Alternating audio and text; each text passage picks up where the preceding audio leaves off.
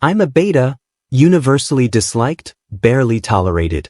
One night, I posted anonymously on the school forum, "What should I do if my fiancé doesn't like me?" The top comment quickly shot up in likes. "If he doesn't want you, I do. And my family's no less powerful than the Gill family." I read it and something in me stirred. Not long after, the campus was buzzing with chaos. My always composed fiancé had grabbed another Omega by the collar and slammed him against the wall. "Do you even know who you're flirting with? That's my spouse you're hitting on." But the Omega just chuckled, utterly unbothered. "You call him your spouse? Does he ever answer to that?" Welcome to He History channel. Subscribe to follow all our latest adventures. Story begins. I was the universally detested student at the aristocratic academy. All because of a highly compatible match report between me and Johnny Gill. Ever since we were kids, I was raised like an Omega, groomed, polished, presented like a perfect match for him. But everything unraveled when I turned 18. My family went bankrupt. And to make things worse, I didn't present as an Omega at all. I became a beta. My stepfather gritted his teeth and sold our last remaining property just to send me to Johnny Gill's school. Before I left, he gave me one final warning. "You failing to become an Omega is already a disgrace. If you don't manage to secure the Gill family now, you know exactly what happens next." But I was never smart. Every plan I came up with to get close to Johnny only backfired. People hated me. All of them. Including Johnny Gill. He was always indifferent, distant, aloof. Time after time, he brushed me aside, watching as I made a fool of myself. His voice cold, unforgiving. "Can you stop using those pathetic tricks? Even if you were an Omega, I'd never marry someone I don't love just because of pheromones." The last time I tried to bring him a homemade bento box, I overheard him casually talking to an Omega by his side. Of course he's not my fiancé. He's like some scrappy little mutt, always circling me. Then, with a smirk I could almost hear, he added, "What? You like that kind of thing?" There was no kindness in his voice, just disdain. And a trace of pride. The Omega beside him raised a brow, his smile blinding. "Really, Johnny Gill? You honestly think that?" Johnny didn't answer, but for someone like him, silence was confirmation enough. I recognized that Omega. Lucas Waterston, the Academy's untouchable flower. S-Class Omega. The one everyone said was a perfect match for Johnny. That night, my phone buzzed with a new message. It was from Lucas. An audio file. And a message pinned to the top of our chat. "Vincent Williams, he doesn't like you. You're already more than enough. If Johnny Gill refuses your sincerity, then leave him. You'll be happier without him." I stared at it, thoughtful. So, Lucas liked Johnny Gill. He was just too kind to admit it directly. This was his gentle way of urging me to step aside. No wonder he always showed up whenever I hovered near Johnny, always with that unreadable, slightly wounded gaze. Like a heartbroken spouse, watching from the sidelines. That day, when he blocked my view of Johnny and invited me to the library with a smile, it wasn't kindness. It was a diversion. And how ridiculous, once dared to hope he might like me. Even a little. I had a secret. I liked Lucas Waterston. I sighed and turned to leave, tail between my legs. Lucas only smiled wider, eyes glinting with quiet triumph. Seeing the way they looked so perfect together, I lowered my head in defeat, wiping my tears with trembling fingers. I cried for a long time. And then I remembered his message. With effort I replied, "I will. From today on, I won't bother him anymore." Sleep never came that night. Restless, I opened the school forum again, the one titled, "When will Vincent Williams stop chasing after Johnny Gill?" Posts flooded the thread. Daily question, have Johnny and Vincent finally split? About time really.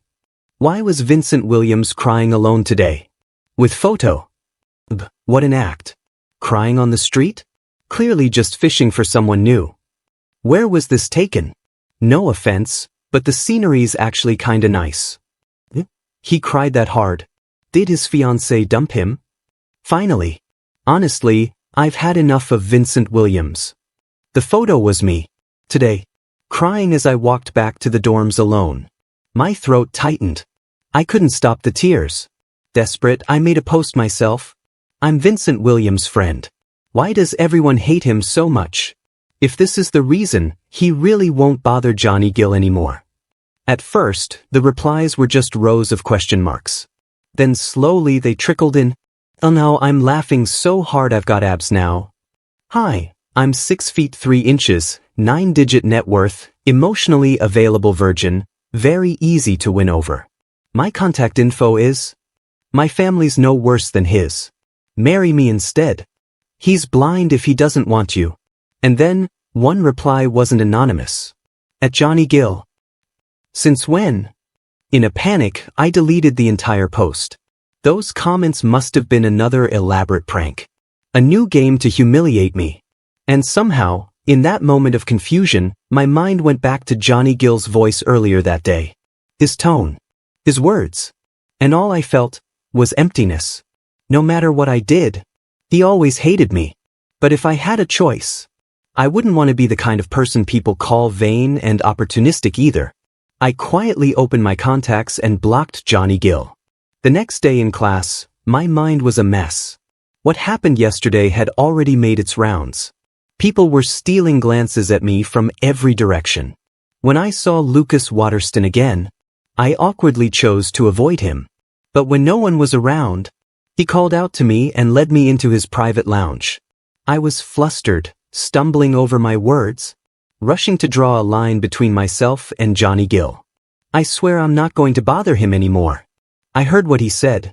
He doesn't like me at all. You don't have to worry. I won't get in the way between the two of you. Lucas gave me a gentle smile. But behind his eyes, there was a flicker of something I couldn't quite read. He took 2 slow steps toward me, pointed to the puffiness around my eyes from crying last night, and handed me a small tube of eye cream. I took it, startled by his thoughtfulness. Then I felt his breath near my ear, his voice low and soft. It made the tips of my ears burn.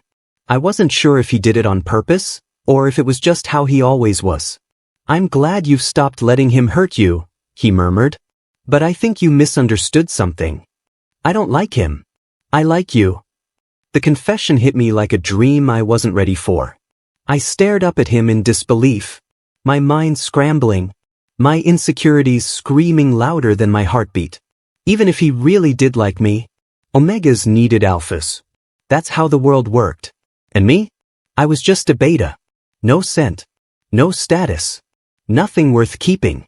I knew that even if we were together for a moment, in the end, we'd still be torn apart. He must have noticed my hesitation. His voice softened into a whisper. So, you still care about him after all? I didn't even catch what he said.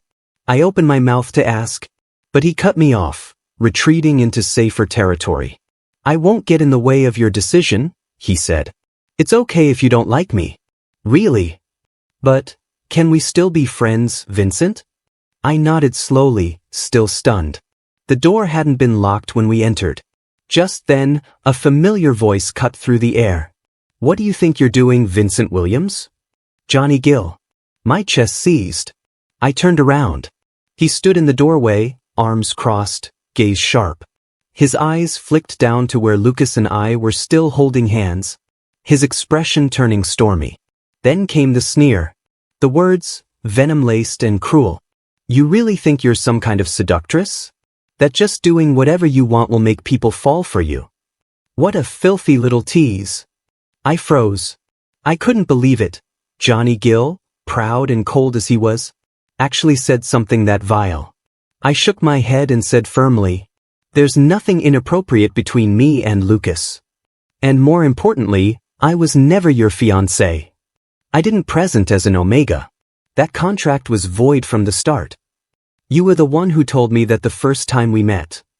I looked down, remembering that moment clearly, how he'd frowned with visible disgust. Now, Johnny's face was pale with fury. He cast a quick glance at Lucas, then extended a hand toward me. Come here, he said like a command. If you come with me now, I'll forget this happened. Because without the Gill family's investment, your family. But my family had nothing left to invest. Not only had we lost everything, but our ancestral home would soon be gone too. There was no mistaking the threat in his words. Yet Johnny Gill had no idea what my life at home had been like. My mother had been forced to give birth to me. She died not long after the arranged marriage.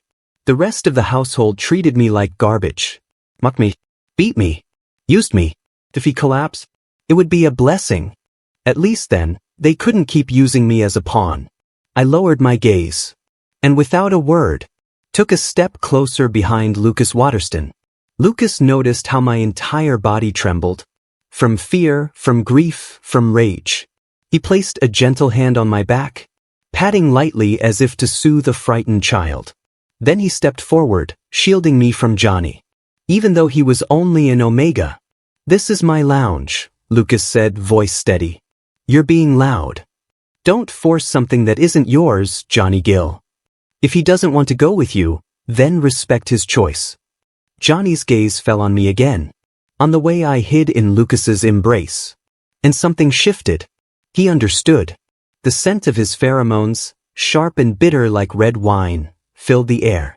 It was suffocating. The manifestation of his fury. But I was just a beta. I couldn't smell anything. All I saw was Lucas, now covering his nose with a trembling hand, his body swaying, trying to stay upright. It was as if he'd been utterly repulsed. Johnny Gill didn't spare Lucas Waterston a single glance. Instead, he turned to me, each word slow, deliberate, cutting. "You're something else, Vincent Williams. From this moment on, we have absolutely nothing to do with each other. Go cozy up to whoever you want, just don't come crawling back. I'll be waiting for the day you beg to come back to me." I knew full well that my family's entire financial survival depended on Johnny Gill. After today, he would likely cut off all funding. He might even retaliate. But what he didn't know, what he never cared to know, was that I didn't give a damn anymore. He stormed out, slamming the door behind him. The moment he left, Lucas slumped against the wall. His eyes were red. A strange flush had crept up his skin, his entire body trembling with suppressed tension. Even I, a beta with barely any sensitivity to pheromones, could sense something thick and heated in the air. "Go," Lucas gasped. "Don't worry about me." His jaw was clenched, molars grinding in effort, struggling to suppress the impulse to bite the back of my neck. But this behavior, this wasn't omega heat. It was rut. Alpha rut. I took a shaky breath. Are you an alpha?" I asked. He didn't even hesitate. "Are you scared of me?" he said hoarsely. "Scared I'll break you?" I wasn't scared of that. I was scared for him. An alpha in rut without a mate or medical intervention could die. Without wasting another second, I rushed to open the door. I had to find someone, his family doctor, anyone, fast. But the door wouldn't budge. The lock had been broken, probably shattered by Johnny Gill's outburst earlier. I cursed him under my breath. That bastard. Lucas was curled in the corner now, nearly losing control. Even I could feel the air thickening with his distress. My mind spun, replaying all the cautionary tales we'd learned in class. Alphas in rut who lost control. Some had even torn through the glands of omegas they hated. I was terrified. My hands were trembling, my body stiff as I braced for the worst. Was this how it would end? Me, ripped apart, alone in this room? And yet, instead of teeth, I felt arms. A warm embrace pulled me in. Lucas pressed his nose to the back of my neck, stayed there, breathing deeply. I waited for pain, waited for the bite, but all I felt was a gentle kiss. And then, a muffled grumble against my skin. "Baby, why isn't your neck marked with my scent? Don't you love me?" I froze. What? Beta. I was a beta. I couldn't be marked. And since when did alphas in rut get clingy and pouty? He sniffed again, this time more intently. Then his brows furrowed. "Why do I smell another alpha on you? Don't tell me. I'm the other man?"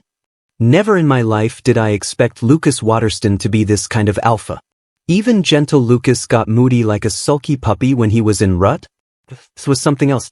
I shook my head quickly and reached out, patting him lightly on the head to soothe him. "You're not the other man. There's no one else," I said patiently.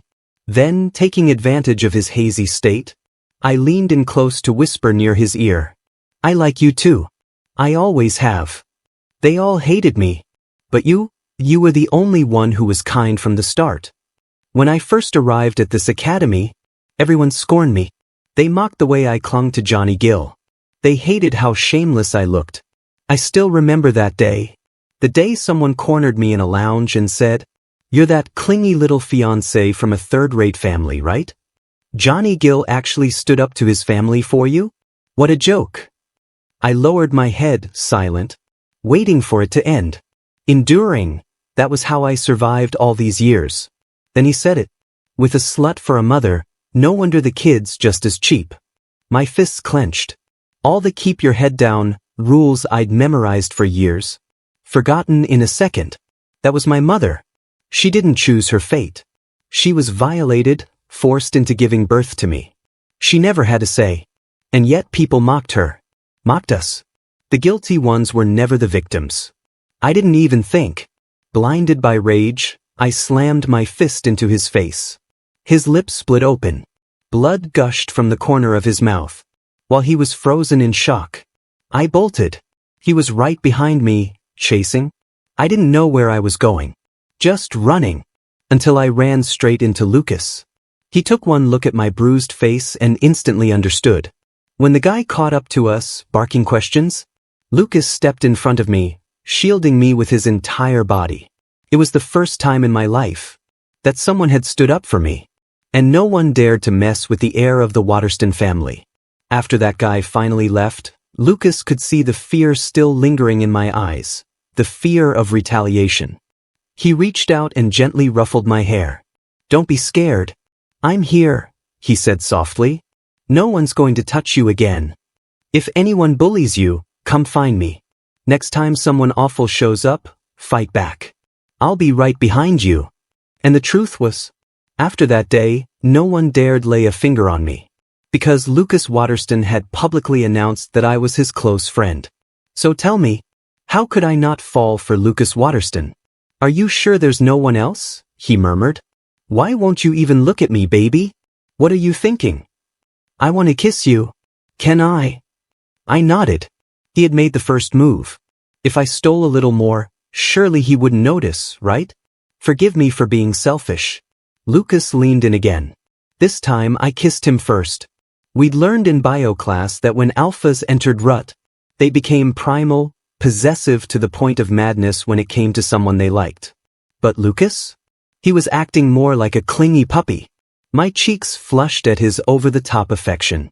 The lounge bed was soft, the soundproofing good. And thanks to Johnny Gill's earlier tantrum, the door was sealed shut.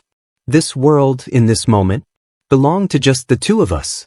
Lucas's sharp canines sank lightly into my neck. He didn't bite too hard, just enough to try and leave a mark. But it didn't take. Beta glands didn't take marks. Lucas grumbled, clearly frustrated. "If I can't leave a mark," he huffed, "how is anyone supposed to know I'm your husband?" "Lucas, I'm a beta. You can't mark me," I said, puzzled. But he wasn't listening. Not in this state. He thought I was hiding something. Thought I didn't love him. Thought I was doing it on purpose. Suddenly, he had me pinned against the bed. His kiss was rough, heated. His lips pressed against mine, then trailed to the small mole at the back of my neck, tongue brushing it slowly. My eyes widened. I tried to push him away. But his hands had already circled my waist, firm, possessive. It was a long time before Lucas finally calmed down. His first instinct was to look at me, wrapped in his arms. He gently covered me with his jacket, though honestly, the heating was more than enough. In my memory, this was the first time Lucas Waterston had ever lost control in front of me. "I'm sorry," he whispered. "I'll take responsibility. If you'll have me, would you marry me? If you don't want to, I'll still." My heart was pounding. I didn't let him finish. "I will." Even the questions I'd planned to ask about why he'd pretended to be an omega slipped my mind. We both took the rest of the day off. Later, when I'd finally caught my breath, I turned on my phone. The forums were already buzzing again. Why is Vincent Williams suddenly so close with Lucas Waterston? Weren't they rivals? Is he seducing him too now? More than just close. He went into Lucas's lounge yesterday and never came out. Now they're taking 3 days off together. Never saw that coming. If Lucas Waterston's willing to date that Omega, why not me? Didn't y'all say you hated Vincent? Sour grapes much? Yeah, keep acting smug. Let's see you laugh when there's a kid on the way. We didn't care. We didn't have the time to care. Given the way I was limping, staying in the dorm wasn't an option. Lucas brought me to one of his private residences. That night, I slept soundly in his arms. Half asleep, I heard him whisper, "I love you so much, Vincent Williams." I smiled into sleep, the words wrapping around my heart like silk. I dreamed of a life free from Johnny Gill and the Williams family. Just me and Lucas, quiet and peaceful. In the dream, I was in the yard, building a clumsy snowman. He came out of the house laughing, took my freezing hands into his and slowly warmed them up. Then he tied scarves around both of our necks, and even the snowman's. But when I woke, he was gone. The bed was still warm where he had been. But the emptiness next to me felt like a chasm. Something about that contrast, the perfect dream versus the cold morning, made my chest ache. I opened the curtains. Lucas was right outside the window. Beside him stood a snowman, lumpy and crooked. The snowman was bundled up in a scarf. So was Lucas. Winter had arrived early this year. So had he. He pointed to his creation and asked, "I remembered you liked building snowmen, so I tried. Does it look like you?" I threw on clothes and ran toward him. In that moment, I was sure. Spending a lifetime like this with him would be happiness. But just as I stepped outside, my stepfather's call came through. His voice was laced with rage. "You little bastard, what the hell did you do to piss off the Gill family? Johnny came over yesterday with everything on our family. Tomorrow, you're coming with me to apologize. We raised you this long. What, just so you could destroy us all?" His words echoed. And then, Lucas's voice came back to me. "If you meet someone awful, fight back." So for the first time in my life, I didn't stay silent. I didn't dodge or soften my words. I said it directly without hesitation.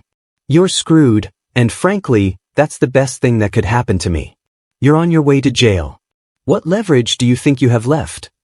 Just as I was about to hang up, his voice came through the line, tight with the fury of a man who'd lost everything. "Your mother's ashes are still with me. Convince him to drop the charges, and I'll return them." I clenched my jaw. And in the end, I chose not to tell Lucas Waterston. I went to see Johnny Gill on my own. As long as he held that evidence, things could get messy. I didn't want Lucas getting dragged into this. Not because of me. Lucas noticed I had my coat on but hadn't left yet. He walked into the room, concerned. All I gave him was a short line. "I have something to take care of today. I won't be gone long." He didn't press. In the private room, Johnny Gill sat at the table, clearly in a foul mood. His fingers tapped a sharp rhythm against the polished surface. When he saw me enter, he crooked a finger in my direction. "Changed your mind? Come here." I wasn't in the mood for games. I bowed my head slightly, voice cold. "I'm sorry. What do you want in exchange for leaving my family alone?" Johnny tilted my chin up with a finger, forcing my eyes to meet his. "What do you think, Vincent Williams?" he said from above, voice low. I dropped my gaze. I thought back to all the times he'd hated me. All the moments I'd tried, clumsily, pathetically, to earn a shred of kindness from him. He never liked me. What he liked was tormenting me, toying with the person he despised. Just like he told Lucas. "I know you hate me," I said.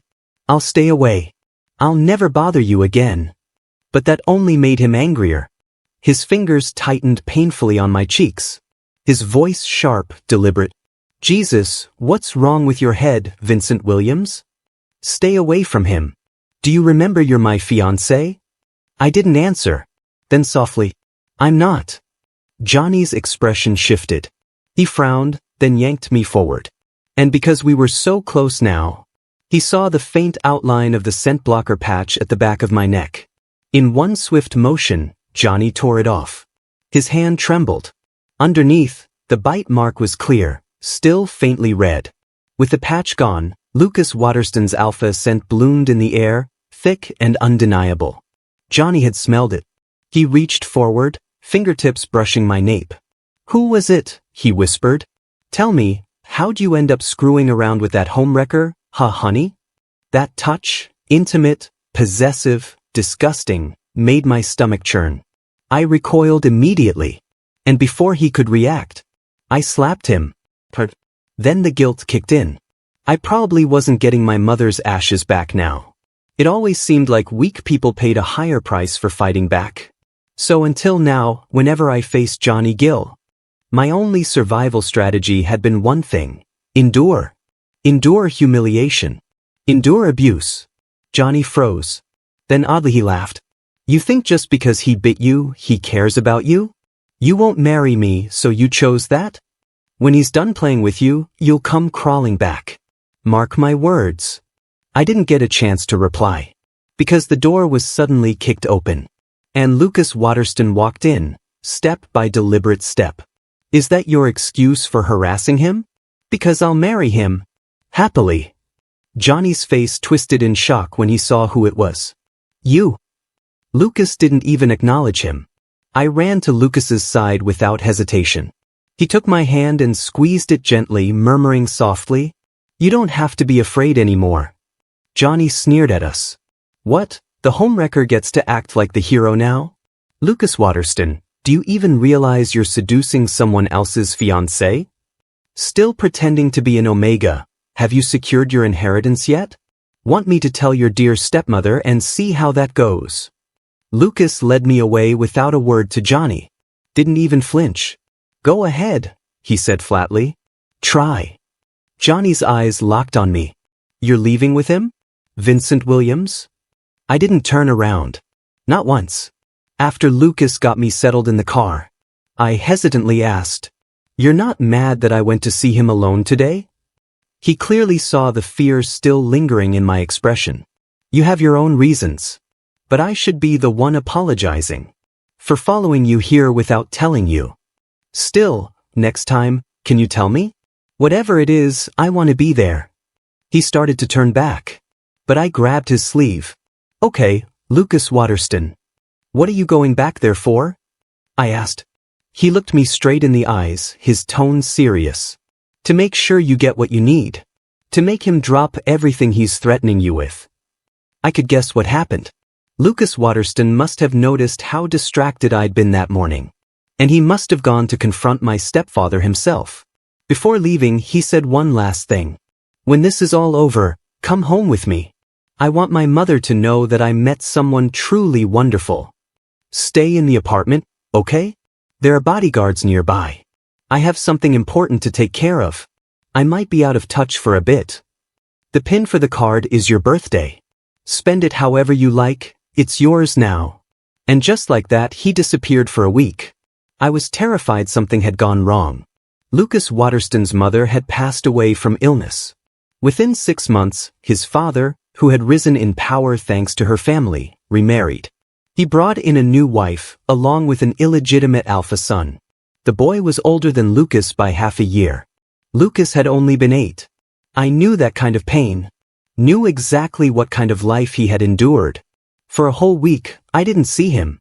But the school forums were abuzz. So he's actually an alpha. After lying low all this time, he snatched the shares and threw people in prison. Now he's clearing out the rest. Ruthless. Those illegal omega disguising suppressants have nasty side effects. Rumor says when they stop taking them, they go into rut like lunatics. Poor Vincent Williams. Wonder what he's going through right now. Did he ever say they were together? Don't assume. Heard Johnny Gill and Lucas went from friends to enemies. Something about a stolen fiancé. Apparently they fought in a private dining room. I didn't know if any of it was true, but I was sincerely happy for Lucas. And at the same time, I was scared. Why hadn't I heard from him? Still, I remembered what he said. So I stayed in the remote countryside villa like he asked. I didn't expect that even here, so well hidden, Someone from Lucas Waterston's stepmother's side would find me.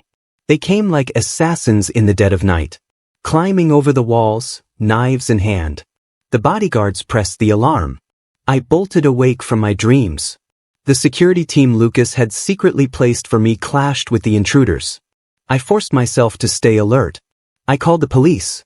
Then I called Lucas. But the line wouldn't go through. I grabbed a knife. My hands were shaking. I hid inside the wardrobe. It was too remote out here. Help wouldn't arrive in time.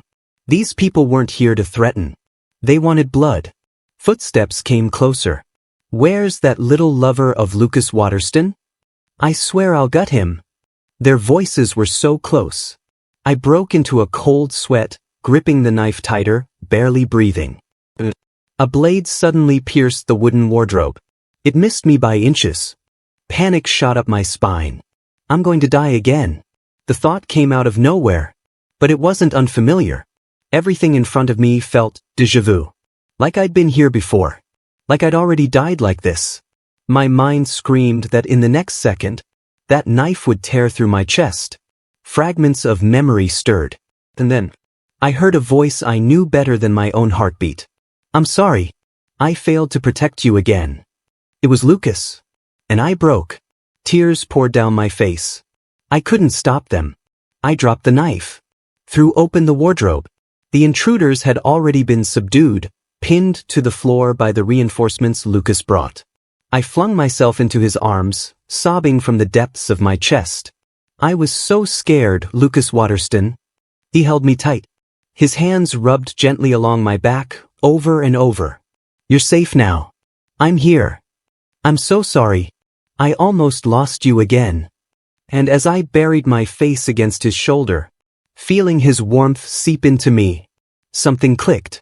I remembered everything. Last time, in the life before this one, I had died here, in this exact room. In the same way, Lucas had arrived just a moment too late. The blade had already pierced my heart. He had held me helplessly, as the life drained out of me. That was the only time he ever cried in front of me. Usually, he was the one comforting me, holding space for my tears, my fears. But that day, his tears soaked my bloodied shirt, and all he had left was the cold of my corpse, held tight in his trembling arms. He had just taken back his inheritance then, newly powerful, confident, victorious. And yet, he would have given it all up, just to save me. And all he could do was whisper in despair, "It was my fault. I got you killed. If I'd never met you, would you have been happier?" I couldn't answer, because I was already dead. But Lucas Waterston, that fool, if I hadn't met him, I would have stayed that same timid Vincent Williams, the one who endured everything in silence. I love you so much. So it turns out, we already lived a lifetime together. But it didn't end well. Not the first time. I looked at Lucas Waterston, standing there, trembling, crying again. At least this time he was crying from joy. His entire body shook. I looked into those deep, familiar eyes, and spoke the words I never got to say in the last life, words I held back in my final moments. I heard you, last time, when you said you wished we'd never met. But, Lucas, winter was never the tragedy of spring. Refusing to meet someone just to avoid the pain of goodbye, that's the real loss. His tears came harder now. You remember everything? He asked with a trembling voice. I nodded, then leaned forward and kissed him. His cheeks flushed from the suddenness. When the kiss ended, I cupped his beautiful face in both hands, looked him in the eyes, and said with all the love I had, I love you. I really, really love you. The last of his stepmother's people had been rooted out. They were imprisoned for attempted murder. Most of them would never leave prison again. It should have been the perfect happy ending. But Lucas was still shaken, haunted by the thought of losing me again. At night he held me tightly in bed, as if I'd disappear the moment he let go. He had this habit now. He'd lean close, whisper against my ear, just to watch me blush. Sometimes he'd tease me. So, what do you like? A boy or a girl? Our baby's going to carry both our bloodlines. Just imagine. I turned beet red and smacked him lightly. I'm a male beta, Lucas. I can't get pregnant. What do you expect me to give birth with sheer will? He'd just laugh. That terrible man. The university break eventually ended. And the next time I walked onto campus hand in hand with Lucas, we ran into Johnny Gill again. He looked awful, pale, exhausted, dark circles under his eyes. But when he saw me, his expression lit up with something like disbelief. You're alive? The assassination attempt had been public knowledge. No surprise he knew. Lucas immediately stepped between us. His expression dark. You were the one who leaked our relationship to her, weren't you? You nearly got him killed. I won't let this go, Johnny Gill. Johnny's whole posture collapsed. I had never seen him look this defeated. I didn't think she'd go that far. I'm sorry. Then he looked at me, really looked at me.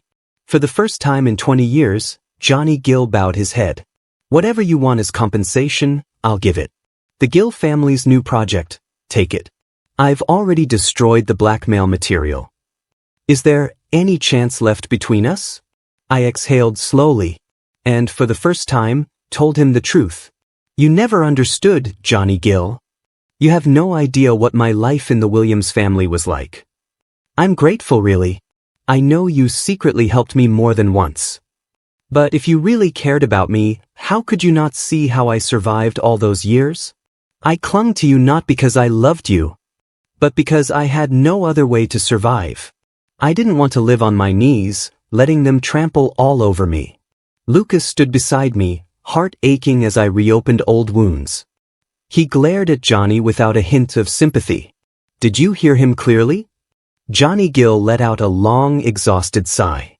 We turned and walked away. But just as we left, his voice followed us. I'm sorry, Vincent Williams. Life went on. My mother's ashes were finally laid to rest. The Williams family collapsed soon after.